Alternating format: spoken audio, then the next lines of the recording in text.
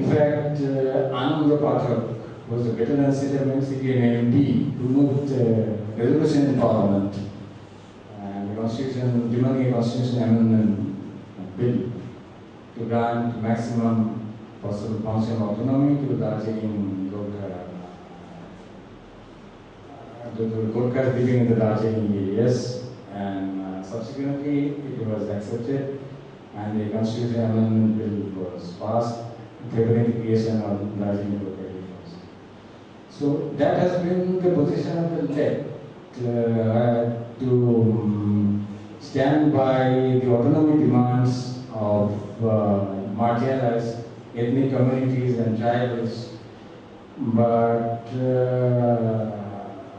to my mind, what appears to be the lagging point about the initiative taken by the left about the marginalized, oppressed, and exploited condition of the working-class people belonging to these autonomous and mobilized ethnic communities, both in Tripura, as well as in West Bengal and other parts of the country. The left did not mobilize them sufficiently behind this program to fight for the miseries, to fight against the miseries, the exploitation, the oppression, the hate on the working-class people and the toiling masses. All these marginalized, underprivileged, and oppressed ethnic communities and tribals living and fighting in different regions of the country under a new market. They are also the victim, equally the victim of the debunking policies and practices of the neoliberal market economy. But the left has failed, to mobilize them behind this program and working for a better political program to change the situation and change the policies. I conclude remembering one observation made by T.J. Nosita in his study on mass state governments in India, having mentioned about the condition, about the autonomy aspirations, about the development of different ethnic communities, tribals, poor people, and underdeveloped communities of India. That it is EMS Nambudipa who mooted the idea of people's democratic government for betterment and genuine equality and autonomy of diverse, oppressed, and marginalized ethnic communities, tribals, and poorer people of India, in the true sense of the term. That was the observation of Nashita, and I conclude with these observations. Thank you, Dr. Kundu. This interaction വേണ്ടി കമ്മ്യൂണിറ്റികൾ നമുക്കെടുക്കാം. ചില കുറിപ്പുകൾ കിട്ടിയിട്ടുണ്ട്, നമുക്കത് വെച്ച് തുടങ്ങാം. കുറച്ച് സമയ പ്രശ്നം ഉണ്ട് എന്നുള്ളതുകൊണ്ട് അത്രയും വേഗം ക്രൂഷ്യലായിട്ടുള്ള എന്തെങ്കിലും എഴുതി കൈമാറുന്നത് പെട്ടെന്ന് അത് സംബന്ധിച്ചുള്ള പ്രതികരണം നമുക്ക് സഹായകമായിരിക്കും. ദയവീത് ആരാണ് ആരുടെ ഭാഗത്താണ് വിശദീകരണം വേണ്ടത് എന്ന് കൂടി പ്രത്യേകം കുറിച്ചാൽ സമയം നമുക്ക് ലാഭിക്കാം.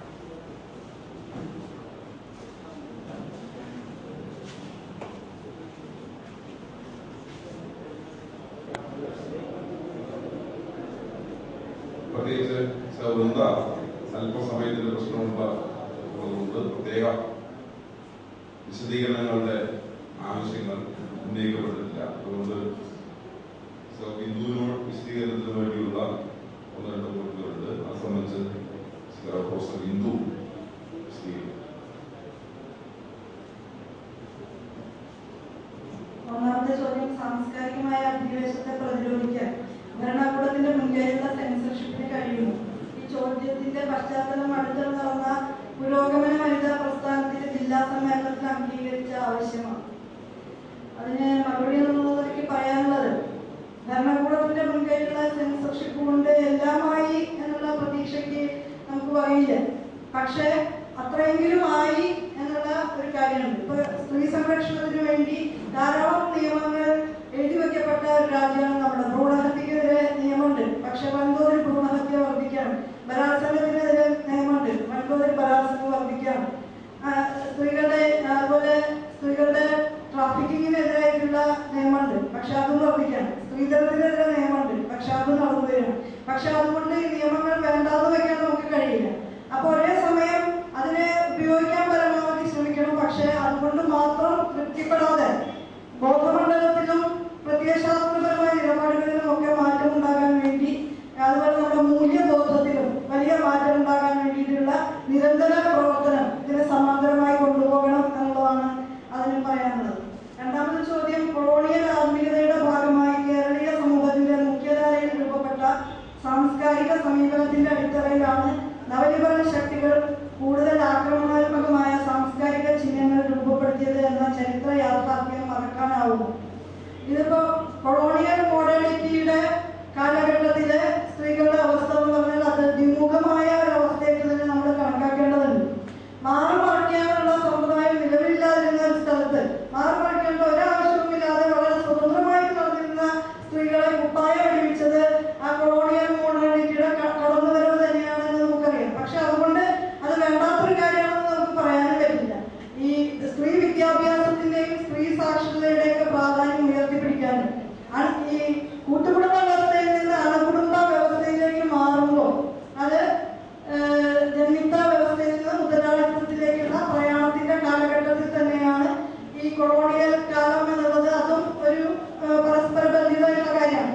ആ കാലഘട്ടത്തിൽ അതിന് ആവശ്യമായിട്ടുള്ള ഒരു വ്യക്തിവിശേഷം സ്ത്രീക്ക് ഉണ്ടാകണമെന്നുള്ള സാമൂഹ്യ ധാരണ അത് അന്ന് ഉയർത്തിപ്പിടിച്ചിരുന്ന ബൂർഷ്വാ ലിബറൽ ഹ്യൂമനിസത്തിന്റെ ഭാഗമായിട്ട് തന്നെ ഉണ്ടായ ആശയങ്ങളാണ്. അതിന്റെ തെറ്റും കുറ്റങ്ങളൊക്കെ ആ കാഴ്ചപ്പാടിന് ബാധകമാണ്. പക്ഷെ അതിനേക്കാളൊക്കെ വളരെ രാക്ഷസീയമായ രീതിയിലാണ് നവലിബറൽ കാലഘട്ടത്തിലെ സ്ത്രീകളുടെ അവസ്ഥ എന്നുള്ളതാണ്. അപ്പൊ അന്ന് ഏറ്റവും കേരളമായതൊന്നും നമുക്ക് പറയാൻ പറ്റില്ല. ജയതി ഘോഷ് ഇവിടെ ചൂണ്ടിക്കാണിച്ച വർക്ക് പ്ലേസിൽ സ്ത്രീയെ കാണുന്നില്ല എന്നുള്ള വിഷയം, അന്ന് ഇന്ദുലേഖ സ്കൂളിൽ പോയി പഠിച്ചിട്ടില്ല, വീട്ടിലിരുന്ന് പഠിച്ചത് മാധവന് അനുരൂപയായിട്ടുള്ള ഒരു വധുവാവാൻ വേണ്ടിയായിരുന്നു എന്നുള്ളത് പല സ്ഥലത്തും ആ നോവലിനകത്ത് സൂചിപ്പിക്കുന്നുണ്ട്. അപ്പൊ സ്ത്രീ പഠിക്കുക എന്നുള്ളത് അണുകുടുംബത്തിൽ വിദ്യാസമ്പന്നനായ പുരുഷന് അനുരൂപയായിട്ടുള്ള വധുവാവണം എന്നുള്ള ഒരു സങ്കല്പത്തിന്റെ അടിസ്ഥാനത്തിൽ തന്നെയാണ്. അപ്പോഴൊരു സ്വതന്ത്ര വ്യക്തിത്വമായിട്ട്, പൂർണ്ണ വ്യക്തിത്വമായിട്ട്, അല്ലെങ്കിൽ ഉത്പാദന പ്രവർത്തനത്തിൽ സജീവമായി പങ്കെടുക്കുന്ന കർത്തൃത്വമായിട്ട് സ്ത്രീയെ കാണുക എന്നുള്ളതിന് ആ കാലഘട്ടത്തിലും പരിമിതിയുണ്ട്. ഇപ്പോ വളരെ രാക്ഷസീയമായ രീതിയിലാണ് അതിന്റെ കടന്നുവരവ് സ്ത്രീകളെ നെഗറ്റീവായി ബാധിച്ചുകൊണ്ടിരിക്കുന്നത് എന്ന് മാത്രമാണ് സമയപരിമിതിക്കുള്ളിൽ നിന്നുകൊണ്ട് മറുപടി പറയുന്നത്.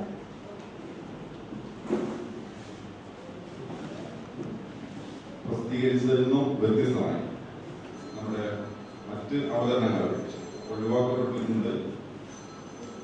റിപ്പോർട്ടേഴ്സ് ഈ അവതരണങ്ങളുടെ എല്ലാം ക്രോഡീകരിച്ച വിവരം സംക്ഷിപ്തമായി നൽകുന്നതിന് വേണ്ടി പ്രസംഗം ചെയ്തിട്ടുണ്ട് Shri Senthilkumar, P Narendran and A G Radhamani 3 പേരാണ് റിപ്പോർട്ടേഴ്സ്. അവരുടെ ജോലി ഭംഗിയായിട്ട് നിർവഹിക്കും എന്ന പ്രതീക്ഷയോടുകൂടി ഈ സെഷൻ നമുക്ക് സംജീയാണ്. നന്ദി. പ്രകാശിപ്പിക്കുന്നതിന് വേണ്ടി ശ്രീ പി ശ്രീകുമാർ.